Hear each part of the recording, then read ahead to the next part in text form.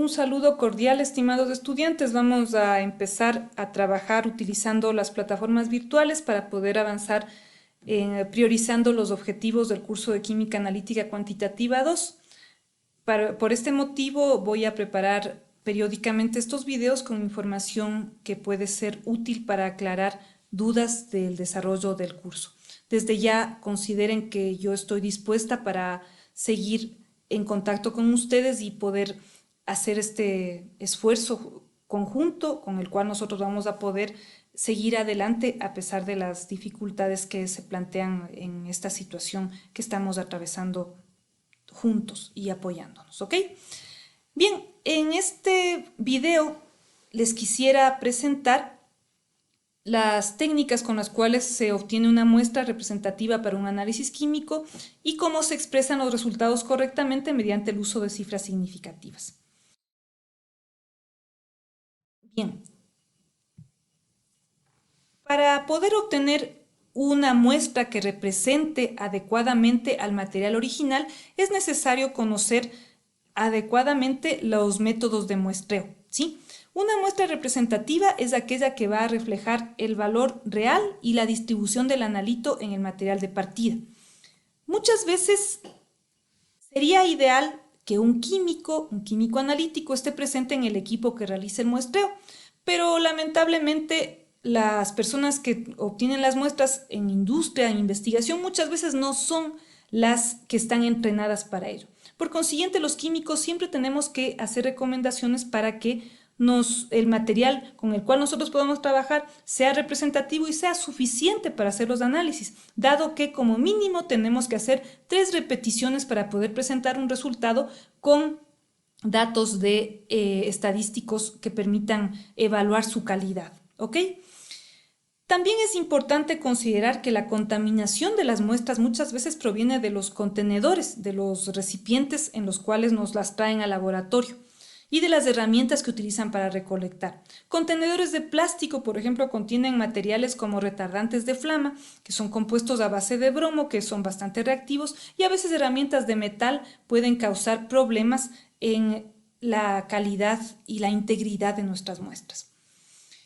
No es el ámbito de este curso revisar técnicas de estadística. Si ustedes quieren obtener técnicas de muestreo, van a encontrar información vasta. Yo solamente quiero darles ciertos tips para poder enfrentar este tema de la forma más fácil, ¿sí? Por ejemplo, si uno tiene un lote, puede realizar una especie de división imaginaria, dividir mi lote en 4 cuadrantes y tomar las muestras de los cuadrantes opuestos, tomar de los 2 cuadrantes opuestos una porción del mismo, mezclarla, ¿sí? Y obtener de esa cantidad la muestra necesaria para realizar el análisis. Así me aseguro que esté representando adecuadamente a todo el material disponible, ¿sí? En el caso de que los lotes estén constituidos de ítems, puede ser, por ejemplo, de una línea de producción, una serie de productos terminados, es importante también que sean representativos justamente de todo el lote. Por esto, una de las formas más fáciles de subsanar este problema es numerar a los ítems, ¿verdad? Y mediante la ayuda de un programa que genere números aleatorios, tomar los ítems que representen a los números que se han obtenido con esta estrategia. Nuevamente, volviendo a la necesidad de garantizar la integridad de nuestra muestra para poder hacer un análisis que obtenga resultados significativos, es necesario cuidar mucho la posibilidad de que nuestra muestra se contamine también por reacciones con el aire, con la luz, incluso con la temperatura en la cual se da el traslado desde la toma de muestra hasta el laboratorio, ¿sí? Existen ciertos tipos de muestras, sobre todo fluidos biológicos, los cuales se almacenan directamente ya en contenedores que tienen preservantes, como en el caso de las muestras de sangre. Estas se almacenan con tubos con anticoagulante y el anticoagulante más popular es la sal de ácido etilendiaminotetracético. Esta sal puede interferir, por ejemplo, en cuantificaciones de electrolitos en sangre, ¿sí? Entonces, estas cosas también debemos tenerlas claro para poder trabajar adecuadamente. Muy brevemente vamos a revisar, para poder entrar en el tema de cifras significativas, los diferentes tipos de unidades con las cuales expresamos adecuadamente un resultado. Yo sé que esto ustedes ya lo han visto, así que vamos a revisar rápidamente el Sistema Internacional de Unidades, el cual tiene 7 unidades básicas cuyas definiciones han sido revisadas del año 2018. ¿Sí? En este cuadro nosotros vamos a ver nuevas definiciones que relacionan, por ejemplo, el tiempo con la transición de 2 estados basales de los orbitales atómicos del átomo de cesio. ¿Sí? El kilogramo, por ejemplo, ahora es definido en función a la constante de Planck, ya no como nosotros habíamos anteriormente conocido, de un material de referencia que se encontraba almacenado en el Instituto del Sistema Internacional en París. ¿Sí? Entonces, fíjense, esto es importante establecer, dado que si nosotros no expresamos nuestro resultado con las unidades correspondientes, pues el análisis no es correcto ni significativo. De estas 7 unidades fundamentales del sistema internacional surgen una gran cantidad de unidades derivadas. En esta lámina, por ejemplo, vemos unidades de fuerza como el newton, de presión como el pascal, unidades de energía como los joules, unidades de frecuencia como los hertz que vamos a utilizar en este curso, ¿sí? Y otras unidades tan comunes como la temperatura, que nosotros tenemos este dato para establecer las condiciones incluso de trabajo y las condiciones ambientales, ¿sí? Fíjense que el volumen se expresa según el Sistema Internacional en metros cúbicos.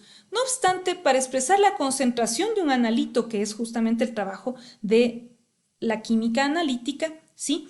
Nosotros sabemos que lo vamos a utilizar en unidades de concentración correspondientes, ¿sí? El litro no es una unidad del Sistema Internacional, no obstante se utiliza para expresar la concentración de un analito y nosotros sabemos que de las unidades de concentración solamente la molaridad expresa la cantidad de soluto por kilogramo de solvente. La molaridad, en cambio, expresa en moles por litro y los porcentajes en peso y volumen establecen también la cantidad de soluto por una expresión de la cantidad de solución, ¿sí? Existen otras unidades de concentración como partes por millón y partes por billón. Estas se utilizan también en química analítica, sobre todo cuando hay muy poca cantidad, cuando, por ejemplo, en análisis ambientales, donde tenemos trazas de metales que expresar, ¿sí? En este caso nosotros utilizamos estas unidades de concentración. Asimismo, tenemos que el sistema internacional nos da una serie de prefijos y que permiten establecer las cantidades de analito sin necesidad de utilizar una serie de ceros, ¿no es cierto?, que indican la posición de nuestro resultado, ¿sí? Por ejemplo, en el caso que yo tenga una cantidad en microgramos, y en lugar de colocar 0.000005, por ejemplo, voy a colocar 5 por 10 a la menos 6, ¿ok?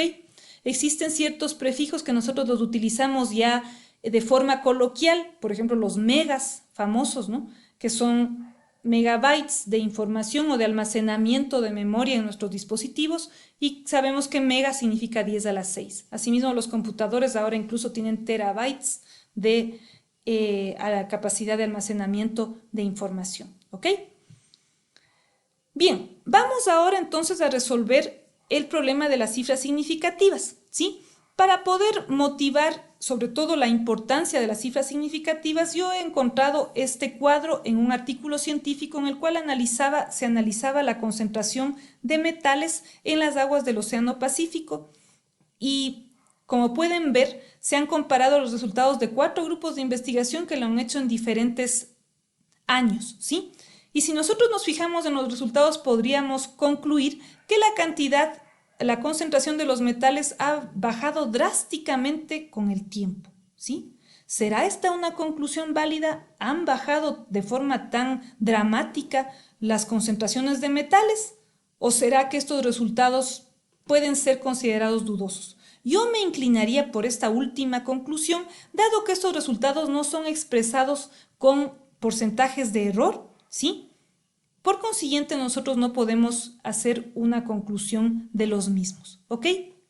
Para poder expresar el error de una medición, es necesario utilizar adecuadamente las cifras significativas.